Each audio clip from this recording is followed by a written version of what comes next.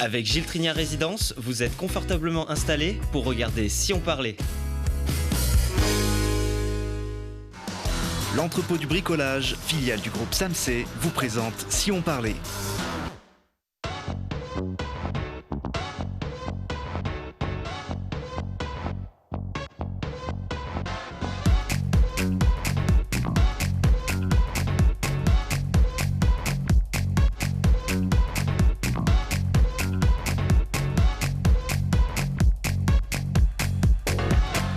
Bonjour à tous, bienvenue dans Si on parlait, l'émission qui vous donne la parole chaque jour pour savoir ce qui se passe près de chez nous.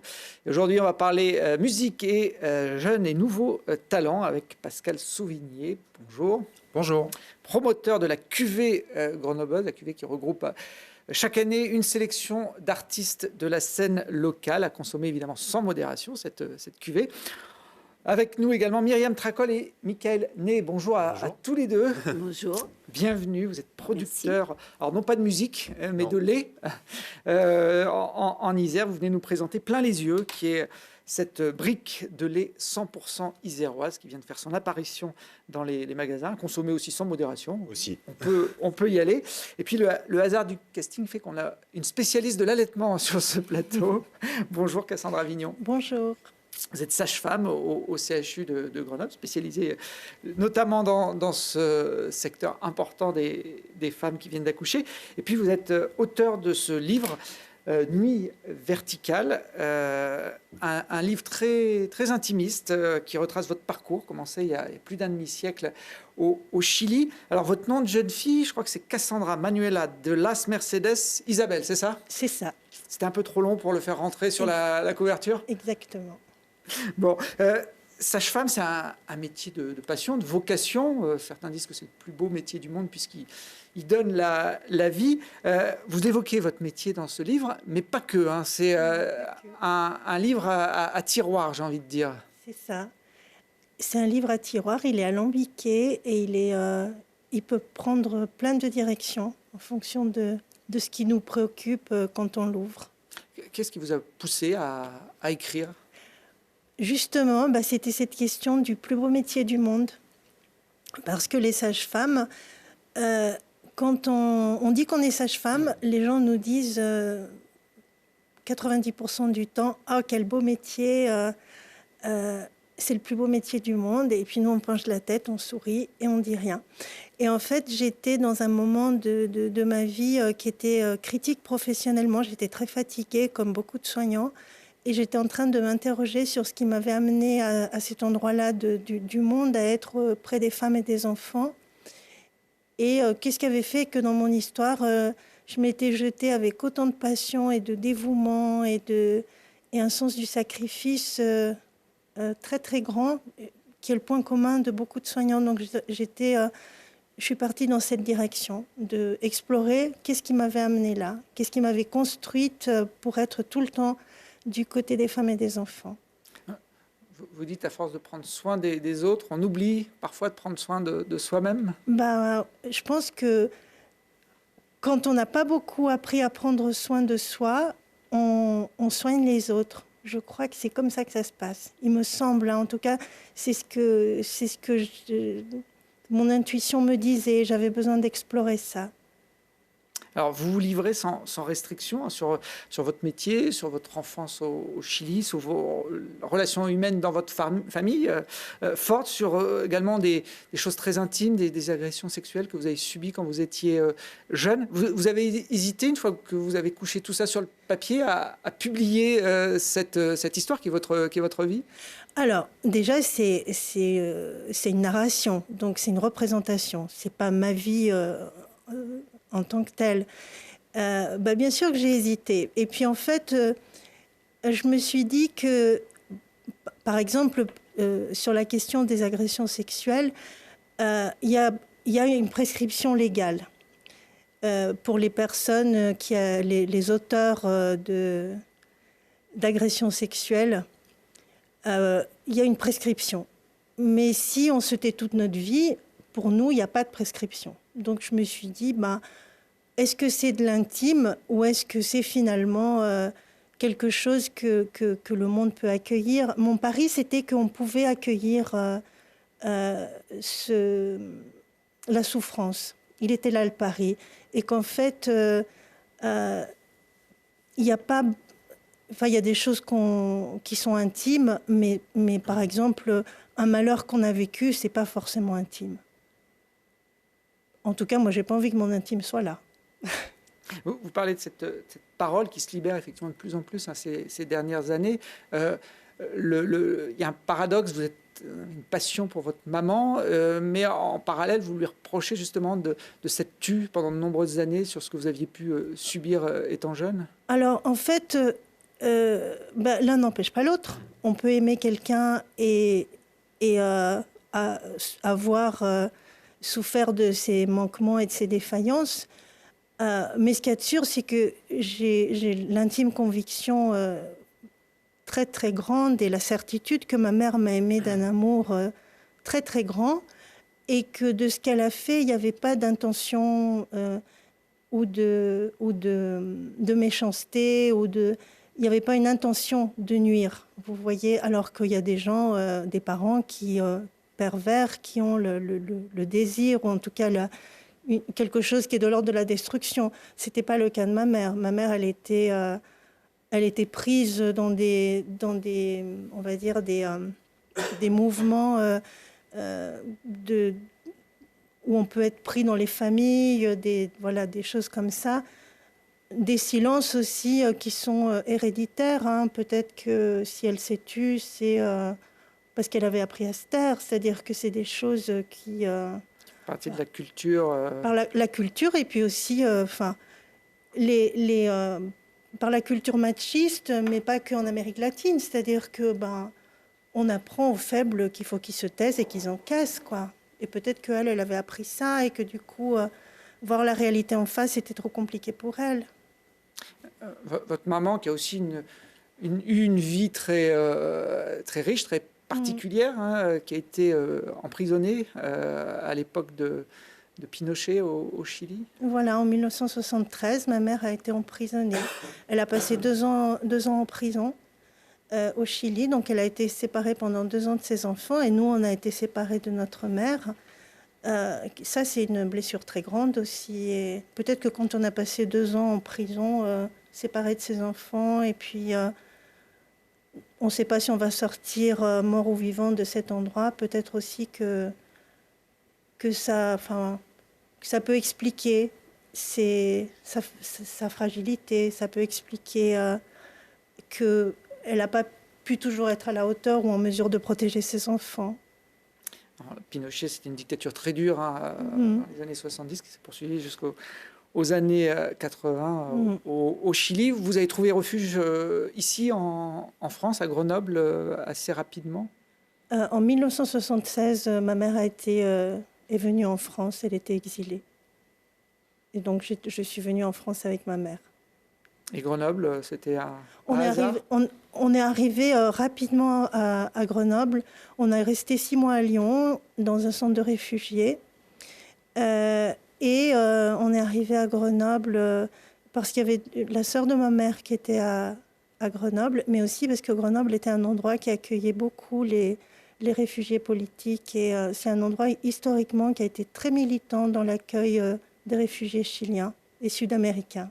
Alors vous le disiez, la sage-femme elle a l'image de sourire, d'être toujours dans des moments gais, on donne la vie. Votre livre, en se plongeant dedans, on se rend compte qu'il y a eu beaucoup de fêlures, des drames aussi dans votre vie, et vous avez eu le malheur de perdre un de vos enfants en août 2019 dans nos montagnes. Voilà, Benoît est tombé dans le massif des Écrins il y a 2 ans et demi. Il a fait une chute un jour de randonnée.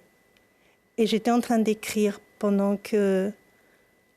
à ce moment-là, quand Benoît est parti en rando, moi j'étais en train d'écrire mon livre. Et quand j'ai appris sa mort, je me suis arrêtée immédiatement, ça m'a séché. Et je me suis dit que je ne pourrais plus écrire, que ça n'avait plus aucun sens. Et puis, je crois qu'il est venu me visiter dans mes rêves ou dans mon sommeil. En tout cas, je me suis réveillée et j'ai entendu sa voix...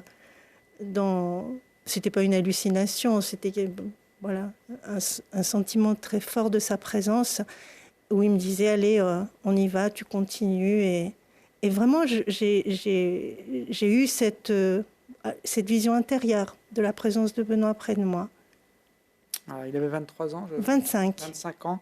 Et voilà, Benoît qui avait fait un petit passage à Télé Grenoble également dans sa jeunesse. Bah oui, le monde est petit, comme on disait. Le plaisir de l'accueillir quelques jours. Et voilà, alors ça peut paraître sombre comme ça, ce livre, mais il y a aussi beaucoup d'espoir. Moi, je suis rentré dedans, on est pris par votre histoire, par votre façon de la raconter également. Alors, pour moi, enfin, je pense que la vie, elle est faite de heurts et de malheurs. Et moi, je cherche la lumière. Et je pense on la trouve dans ce livre. Enfin, j'en suis sûre. Nuit verticale, alors c'est l'écrit du Rouge-Gorge, l'éditeur, on peut se le procurer comment aujourd'hui? En fait, l'écrit du Rouge-Gorge, c'est moi. C'est une auto-édition. Et ce livre, il est chez Artaud.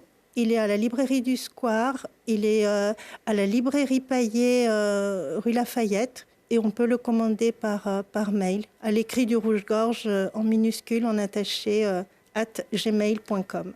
Il y en a un autre en projet. Là, vous avez couché tout ce que vous aviez sur le cœur, j'ai envie de dire.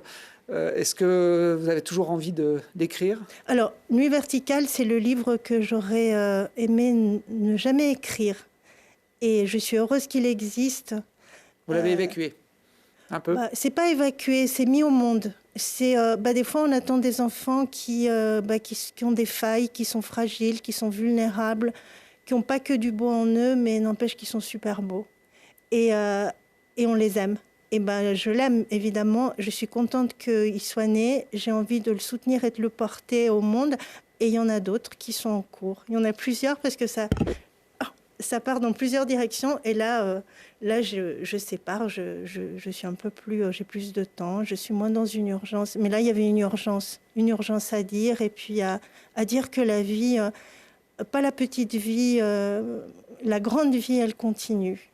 Bon, puis vous avez une belle plume, Cassandra, donc je pense que les prochains écrits vaudront également le coup d'être découverts. Vous aimez la musique? J'adore la musique. Ouais. Ah oui. Vous chantez aussi j'adore, un petit peu? Je chante. Et mon mari joue de la guitare, j'adore la musique.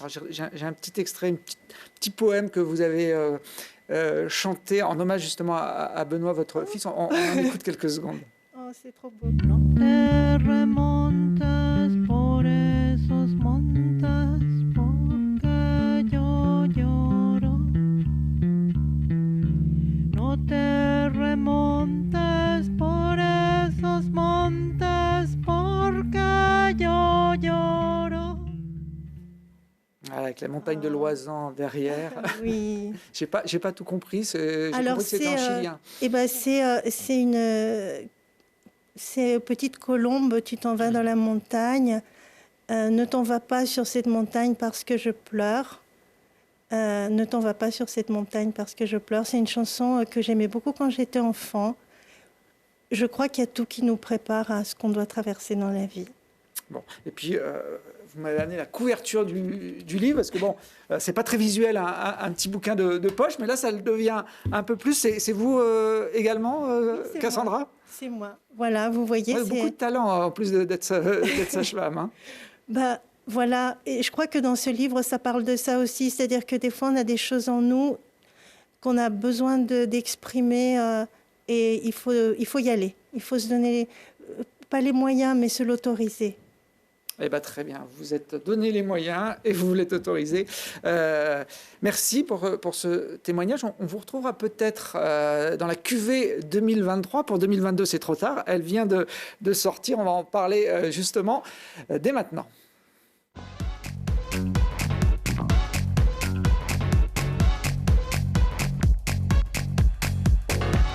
Voilà, c'est nouveau, ça vient de sortir en écoute libre depuis quelques jours.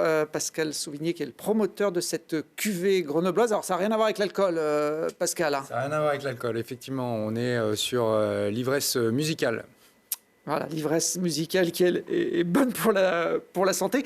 Pendant des années, cette cuvée grenobloise se matérialisait par un CD. Alors, j'ai pas toute la collection parce qu'il y en a une vingtaine. Oui, une vingtaine, ouais. Mais j'en ai retrouvé certains. Je crois que c'est le plus ancien que j'ai retrouvé, 2009.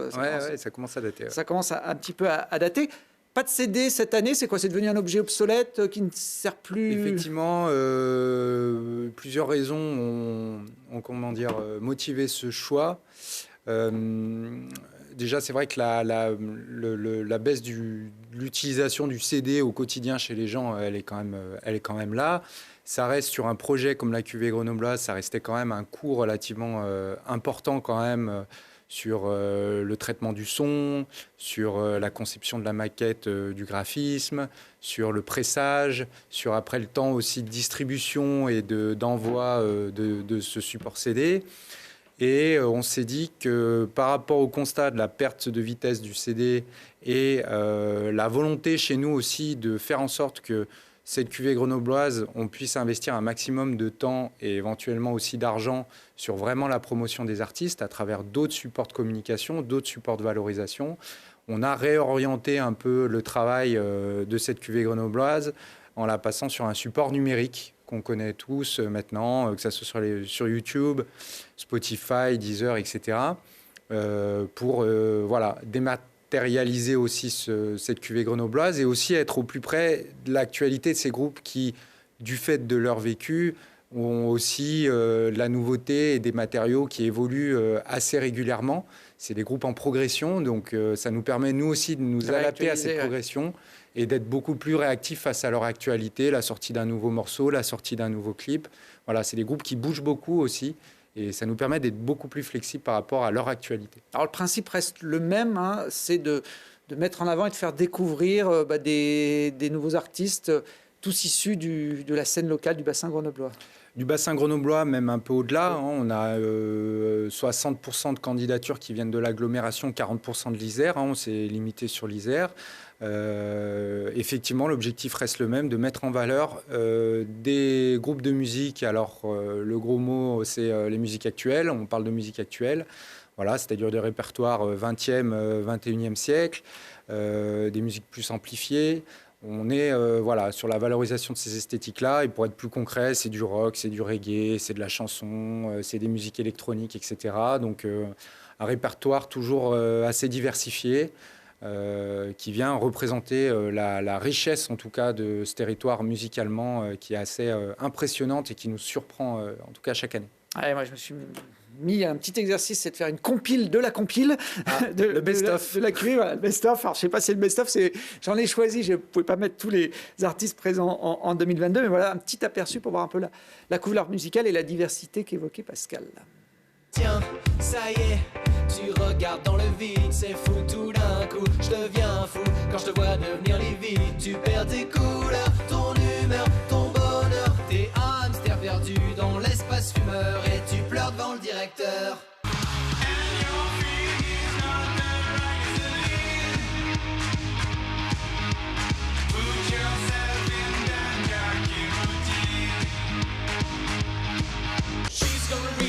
I'm gonna reach the moon. What will she do with the moon? I don't know yet. She's gonna reach the moon. I'm gonna reach the moon. What will she do with the moon? She's gonna reach the moon. Oh yeah. Don't wanna touch you, don't wanna kiss you. You and me fucking all around. Don't wanna see you, don't wanna love you. Everything you tell me was false. Je te vois partout quand le ciel brille. Dans les murs de la maison, ceux de la ville, je te vois partout. Mes yeux scintillent et tout devient flou. Je pars en vrille, je te vois partout.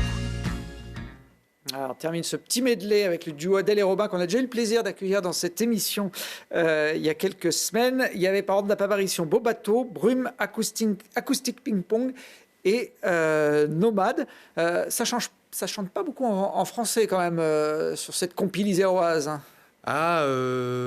Oui, ça dépend des années en fait. Hein. C'est pas un critère y a de pas- sélection. Non, il n'y a pas de. On laisse quand même au jury, donc qui représente une quinzaine de structures impliquées du coup sur ce jury et sur cette sélection, une certaine marge de manœuvre aussi sur ce qui leur plaît artistiquement, parce que même s'il y a une majorité de professionnels autour de la table, c'est quand même des gens qui sont dans ce métier aussi un peu par passion, hein, comme on l'expliquait pour Cassandra. Pour son travail de sage-femme aussi, mais donc voilà, et donc il y a des critères objectifs quand on fait les sélections, la justesse, est-ce que c'est bien en rythme, etc. Mais il y a aussi est-ce que ça me plaît, est-ce que ça me parle, et quand on a des gens extrêmement différents autour de la table, qui ont des casquettes professionnelles différentes autour de la table aussi, ben ils parlent aussi un peu avec leur cœur et ils choisissent avec leur cœur.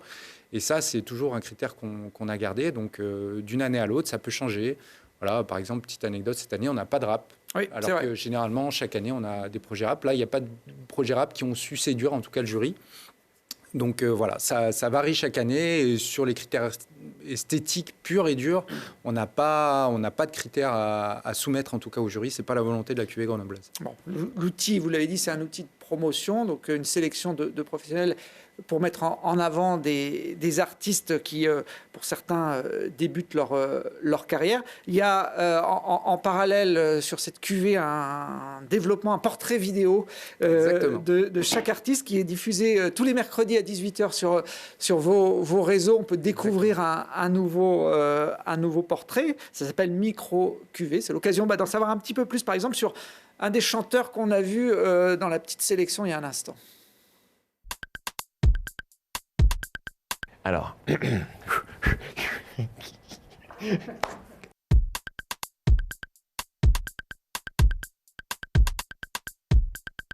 je suis Jeff d'Acoustic Ping Pong. Alors, on est 5 chanteurs, musiciens. Il y a Colin à la clarinette, Nézar à la contrebasse, Romain à la batterie. Et Robin, le saxophoniste baryton d'Acoustic Ping Pong. En 2 mots, je dirais que Acoustic Ping Pong, c'est un groupe à la fois absurde, qui est très horizontal. On fonctionne beaucoup, tous ensemble. Tout le monde a son mot à dire sur tout. Et c'est ça qui fait la force et la faiblesse du groupe. C'est ça qui est beau. Voilà, ça dure 4 minutes environ chaque pastille. On a passé juste un petit extrait. Alors, on peut peut-être révéler les coulisses du tournage. Complètement, avec plaisir. Du coup, on avait inauguré ce principe de format vidéo de présentation des artistes l'année dernière. On l'avait fait un peu dans notre coin. Et cette année, du coup, on a pu travailler avec Télé Grenoble sur la réalisation de ces vidéos qui permettaient de proposer un cadre de plateau, un travail avec une journaliste aussi pour la réalisation de ces vidéos qui permet du coup effectivement aux artistes de présenter un peu leur univers aussi, puisque l'objectif, encore une fois, au-delà de la musique, c'est de présenter aussi ces artistes qui ils sont, pourquoi ils sont partis sur cette esthétique plutôt qu'une autre, leurs inspirations, leurs influences. Voilà, qu'on aille un peu au-delà de simplement, entre guillemets, la consommation de musique. C'est pas un problème en soi, la consommation de musique, tant mieux, c'est très bien. Mais voilà, c'était aussi pour en apprendre un peu plus et voir qui sont ces artistes aujourd'hui qui font peut-être les belles électriques de demain et les summums de demain, et de pouvoir leur donner la parole. Et voilà, cette initiative, on la trouve plutôt chouette et on est content, en tout cas, cette année, de pouvoir la mettre en place pour la 2e année avec Télé Grenoble. C'est une super expérience pour eux comme pour nous. Ouais, c'est Laurie Baillet qui a réalisé ça chez nous. Exactement, salut. L'écran qu'on a Merci, vu Laurie. là, aux couleurs de la cuvée grenobloise, j'ai l'impression que ça ressemble à celui qui est derrière moi. J'ai l'impression aussi. Voilà. Ils m'ont piqué ma place le temps d'un enregistrement. Et on est très content de s'être associé à ce projet qui fait vivre la scène locale. On peut les voir donc une nouvelle par semaine, tous les mercredis à partir de 18h. Et puis on les retrouve également sur l'antenne de Télé Grenoble du lundi au samedi à 14h30. On diffuse d'ailleurs encore les anciennes, celles de l'an dernier. On va mélanger comme ça pendant quelques semaines les artistes qui se sont pliés à cet exercice face caméra pour se faire connaître. Plus de 260 groupes, je crois, depuis le début de cette Ouais, cuvée. on va bientôt arriver à 300, effectivement. Chaque année, entre 10 et... Ouais, je pense que même il n'y a jamais eu 10, mais entre 10 et, pour les plus hautes années, 18 groupes ont été sélectionnés. Sur chaque année, entre 80 et 150 candidatures, dont une bonne moitié qui sont souvent des nouveaux projets. On bénéficie effectivement aussi du campus qui vient attirer aussi de nouveaux étudiants qui viennent d'autres horizons avec leurs projets des fois artistiques qu'ils développent en parallèle de leur travail dans les cours. Donc c'est vrai que ça met une belle richesse et des belles propositions extrêmement diverses et ça c'est vraiment très chouette. Il y en a qui ont explosé au-delà des frontières iséroises sur cette sélection là, depuis longtemps. C'est l'exemple que je donne assez régulièrement, mais on a été ravis d'accompagner il y a 4-5 ans de ça le groupe Ma Pauvre Lucette devenu MPL qui aujourd'hui fait sa date à la Belle Électrique en tête d'affiche. Qui ont commencé sur des petites dates et des petites salles et qui aujourd'hui, à travers un peu la mise en lumière qu'on a pu leur apporter, à arriver à trouver des partenaires plus professionnels, plus spécialisés dans le développement professionnel d'artistes, puisque notre but, nous, c'est un premier pas à l'étrier, découvrir un peu le milieu du spectacle, rencontrer un peu des gens et peut-être après trouver des gens qui pourraient aller plus loin sur un milieu professionnel. Donc nous, on est sur un accompagnement ponctuel sur 1 an et sur un accompagnement collectif, puisqu'il y a quand même 12 groupes, en tout cas cette année, qui sont sélectionnés. Donc voilà, ils sont partis dans cette aventure du spectacle vivant et du concert. Et maintenant, ils vivent de ça et ils sont professionnels, artistes professionnels, alors qu'à la base, des infirmiers, des architectes et un comédien. Voilà, et ils ont pu vivre de leur passion et de leur groupe. J'ai l'impression qu'il y a beaucoup d'artistes dans le monde de la santé, finalement. Finalement. Ouais. Parce que je pense qu'on est sensible. Et puis, dans le livre de... Tu sais, je parle de Violeta Parra, qui est une grande artiste chilienne. Et elle dit, si je peux le faire, vous pouvez tous le faire. Je crois que l'humain a ça en lui, en fait. Alors, parmi les autres axes de promotion, il y a la scène. Les artistes composent souvent pour ça. Et on peut les retrouver tout au long de l'année sur différents concerts. Et notamment, le point d'orgue, ce sera le festival Magic Bus. Avec, je crois, il y a 2 groupes de cette cuvée qui seront à l'affiche de ce festival qui a lieu au mois de mai, du 19 au 21. Il y a Mama Candy et puis Astroficus qu'on est en train de voir là. Exactement, effectivement, chaque année, la cuvée grenobloise trouve une place aussi dans le festival Magic Bus, qui a quand même une esthétique là, pour le coup, assez marquée, une direction artistique assez marquée autour de chansons, musique du monde, world music, reggae. Donc voilà, on est quand même dans un cahier des charges esthétiques, mais chaque année, on arrive à trouver des groupes qui sont un peu dans cette veine-là et à qui on essaye d'offrir en tout cas une part belle sur ce festival Magic Bus. Le jeudi aussi, on va trouver un groupe de l'année dernière qui s'appelle Plus Plus Plus. Voilà, un groupe plus rock chanson. Voilà. On a ce souci à retour de scène, à travers le Magic Bus, comme à travers les concerts tout au long de l'année, de mettre en avant aussi la scène locale et les artistes de la cuvée. Une petite piqûre de rappel, parce que les festivals, ça fait 1 an ou 2 qu'on n'en voit plus beaucoup. Magic Bus, donc c'est du 19 au 21 mai. Ça se passe sur l'Esplanade à Grenoble.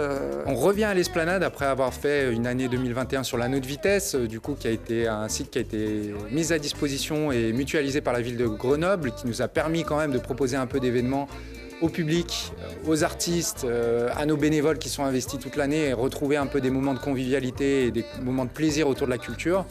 Voilà, donc cette année, on va pouvoir revenir à l'Esplanade et revenir à une jauge bien supérieure en tout cas et pouvoir accueillir bien plus de monde que l'année dernière. La programmation, elle est en ligne sur le site retourdescène.net. Vous d'ailleurs pouvez découvrir l'ensemble de ces artistes de la cuvée 2022 également sur le site internet de l'association. Et puis les images qu'on a vues, c'était avant le Covid. On n'avait pas de masque dans les festivals. On verra ce que ça donne au mois de mai. On croise les doigts. Voilà. Déjà, si ça peut avoir lieu, c'est déjà l'essentiel. Allez, on va passer à une autre nouveauté qu'on vous présente aujourd'hui.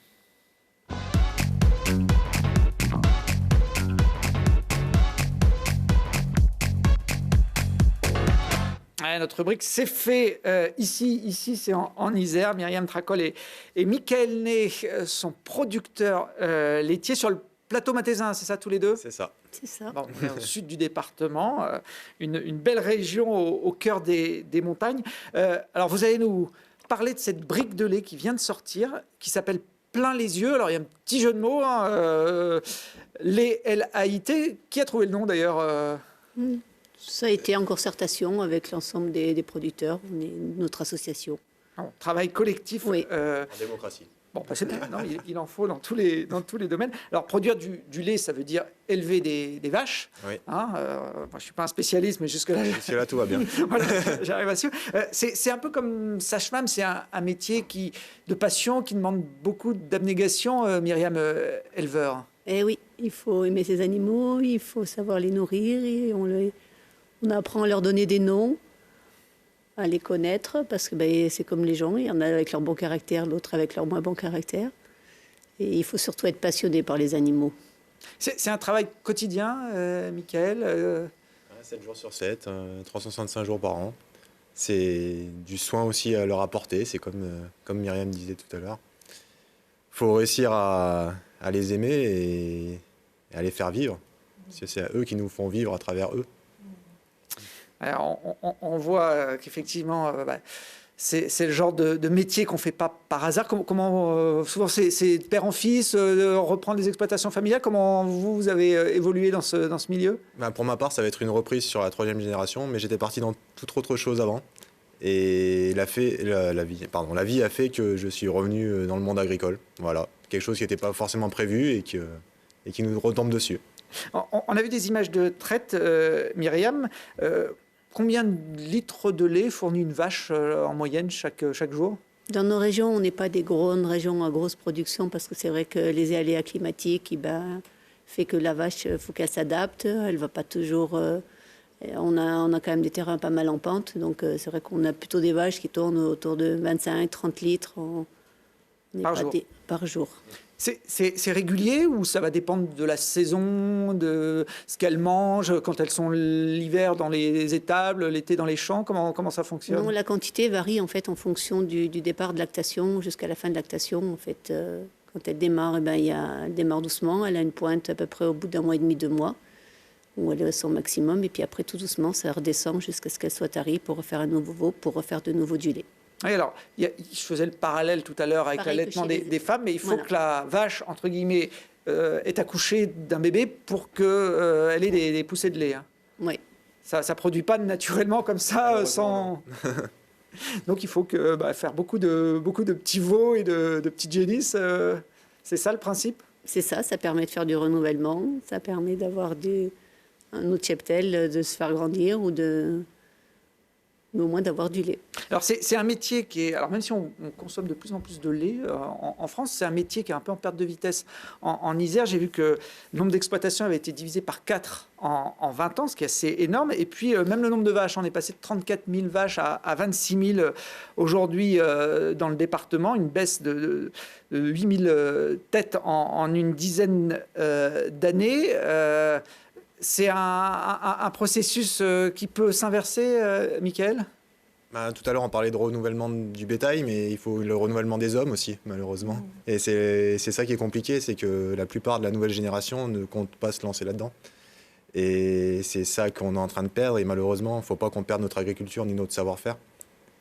Donc ça serait bien qu'à travers tout ce qui se passe actuellement, avec cette pandémie, tout le monde se revienne aux sources, on va dire, et que les jeunes reprennent le goût à la terre. Ce projet que vous lancez, ça peut être également une piste de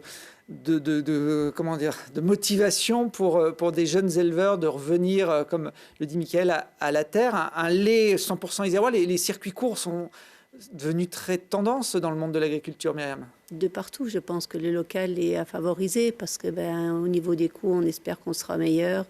Et puis si on peut rester au maximum local, je pense que c'est une volonté un peu de tout le monde. Après, le fait d'avoir un lait dans notre région, c'est aussi pouvoir vivre de notre métier dans notre région. C'est important pour nous de pouvoir garder une place en tant qu'agriculteurs au niveau des régions que nous représentons. Vous parlez d'un projet collectif. Il y a combien de producteurs qui sont associés à cette aventure? 23. 23 pour l'instant, oui. Essentiellement sur le sud du département? Pour l'instant, oui, c'est une association, donc on commence petit, voilà, faut qu'on grandisse au fur et à mesure. Puis l'herbe est très verte dans le sud du département, donc ça peut aider. Ça paraît simple, on se dit, les isérois, c'est simple à faire, il y a des vaches, on les traite, on met le lait en bouteille, c'est un peu plus compliqué. C'est le après le problème. Oui, c'est comment on le distribue et comment on le conditionne. Déjà, comment on le fait déjà. Comment on le fait. Parce qu'on a de la chance d'avoir encore une entreprise une laiterie qui est à Vienne, donc on reste encore isérois, qui fait du HT aussi, parce que malheureusement, c'est quelque chose qui est encore plus compliqué à faire. Et ça a été très compliqué de travailler avec une grosse entreprise qui nous laisse une place chez eux et avec un lait que isérois. Parce qu'eux, ils récoltent aussi partout à côté. Donc ça a été une bataille qui est vraiment très dure avec eux. Et aujourd'hui, vous y êtes arrivé. Aujourd'hui, on y est. Les premières briques sont sorties il y a quelques jours. Il a un goût particulier, ce lait 100% isérois. Vous arrivez à le différencier des autres Je ne pense pas que la différence soit jusque-là, parce que quand on fait du lait UHT, on lui enlève quand même peut-être une partie de son goût. On trouverait du vrai goût sur du lait cru, mais sur du lait UHT, je pense que c'est plus en fait l'éthique du produit local et de notre association qui a mis ça en place que le goût particulier du lait. Oui, puisqu'il ne sort pas des frontières du département. Les vaches sont en Matésine et dans le Trièves. L'usine qu'il conditionne, vous avez dit, est à Vienne. Et puis ensuite, l'idée, c'est de le trouver aussi dans les grandes surfaces du département, c'est ça ? C'est ça, c'est pour ça qu'il faut qu'on continue et on se bat. C'est les producteurs qui vendent le lait. Donc c'est nous qui se déplaçons dans les grandes surfaces pour leur vendre notre lait, qu'ils le mettent en rayon. Donc c'est pour ça que si on peut en profiter pour faire un appel à toutes les grandes surfaces iséroises qui jouent le jeu, qui nous aident pour éviter d'inverser cette courbe comme vous parlez tout à l'heure et qu'on arrive à redresser la pente. Puis on peut leur dire qu'il y a quand même un bon goût de chez nous, même si effectivement avec les méthodes de conservation et de transformation, c'est pas du lait cru comme on peut le prendre au sortir de la vache. Il y a aussi un enjeu économique sur ce projet pour les producteurs que vous êtes, Myriam. Ben oui, parce qu'aujourd'hui, c'est vrai qu'un lait nous est payé en moyenne 34 centimes au départ de la ferme. Avec notre lait, l'objectif, c'est qu'on arrive à 40 centimes. Et ça serait beau. Ça serait beau. 40 centimes. Alors c'est vrai qu'un lait dans le commerce, ça s'achète entre 1 euro pour les tout bas et 1 euro 20, 30, 40, 50 pour certains. Ça veut dire que une grande partie du prix n'est pas liée à la matière première. Et non, parce que c'est pas une nouveauté. Il y a les coûts d'emballage, il y a les coûts de transport, de redistribution, de stockage. Et commercialisation aussi. Et commercialisation. Et puis les marges des distributeurs. J'imagine aujourd'hui, alors là vous m'avez amené un pack qu'on peut donc trouver dans les premières grandes surfaces en Isère. En termes de positionnement de prix, vous arrivez quand même à rester sur un marché concurrentiel. Comment ça se passe? Je pense qu'on est un peu au milieu des marchés. Il ne faut pas comparer par rapport à du lait discount et compagnie. Il faut vraiment rester sur un lait local et ne pas aller regarder à côté, c'est sûr. Non, c'est pas la même chose. L'objectif à terme, je crois que j'ai vu 1 million de litres de lait, 1 million de briques à produire et surtout à vendre. À vendre. Oui, parce que la production. La produire, on y est. Donc on lance un appel à la fois aux consommateurs qui ont envie de renforcer ces circuits courts, de faire marcher l'économie locale et puis peut-être aussi, comme vous le disiez, au supermarché. Il y en a combien pour l'instant qui jouent le jeu sur ce début de... 11 ou 12, je crois, de mémoire. Ouais. Après, il faut regarder sur notre page Facebook, plein les yeux. On essaye de se mettre à jour à chaque fois, au fur et à mesure. Par exemple, hier, il y en a encore qui étaient en train de discuter avec d'autres supermarchés. Donc c'est ça, c'est que ça... C'est tout neuf, alors ça fait petite boule de neige, on va dire. On est tout au début du projet, un projet qui est soutenu par le département de l'Isère, avec le label ISIR qui permet de mettre en avant les produits locaux. L'Isère qui est toujours bien représenté au salon de l'agriculture.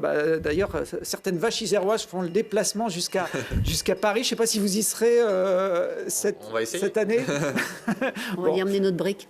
Oui, ça peut être l'occasion effectivement de faire découvrir le savoir-faire isérois. Il y a le bleu de Sassenage qui est souvent à l'honneur au salon, mais peut-être que cette année, on aura le droit également au lait 100% isérois, plein les yeux. Vous allez sur la page Facebook, parce qu'ils ont des pages Facebook maintenant, les producteurs isérois, et vous aurez toutes les infos sur ce lait. Il nous reste quelques minutes pour passer au temps additionnel.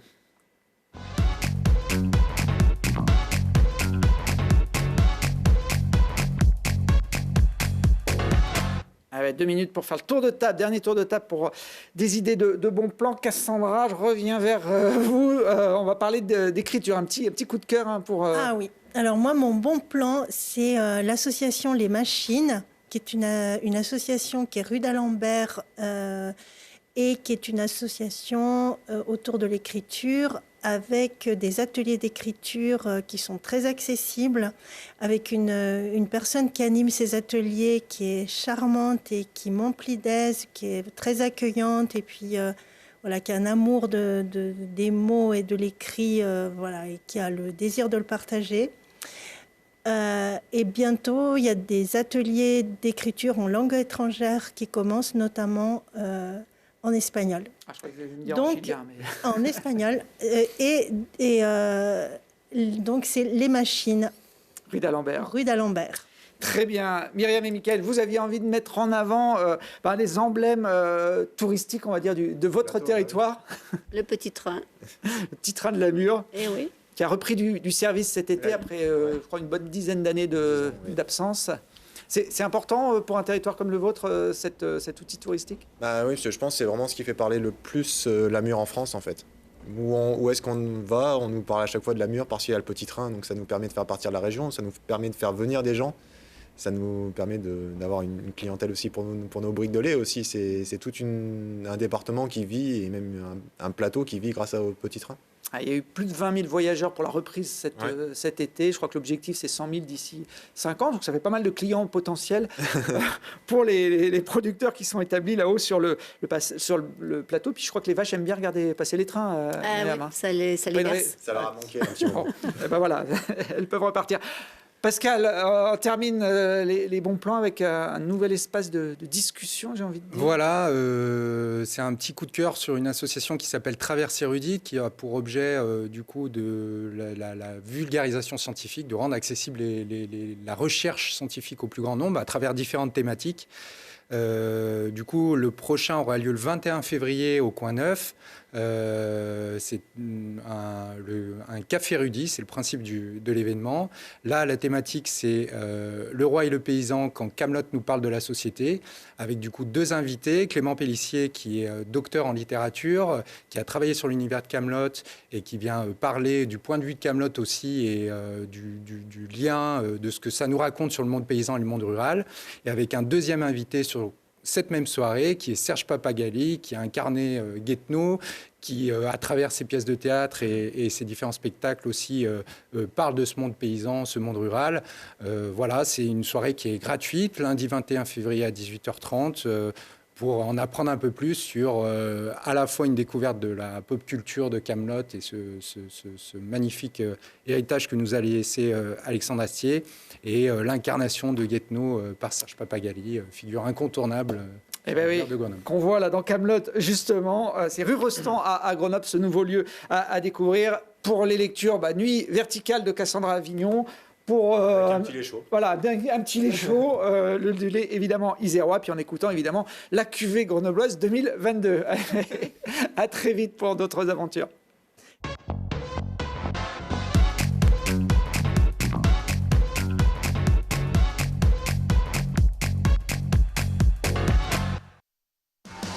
L'entrepôt du bricolage, filiale du groupe SAMC, vous a présenté Si on parlait. Vous avez profité de Si on parlait avec Gilles Trigna Résidence.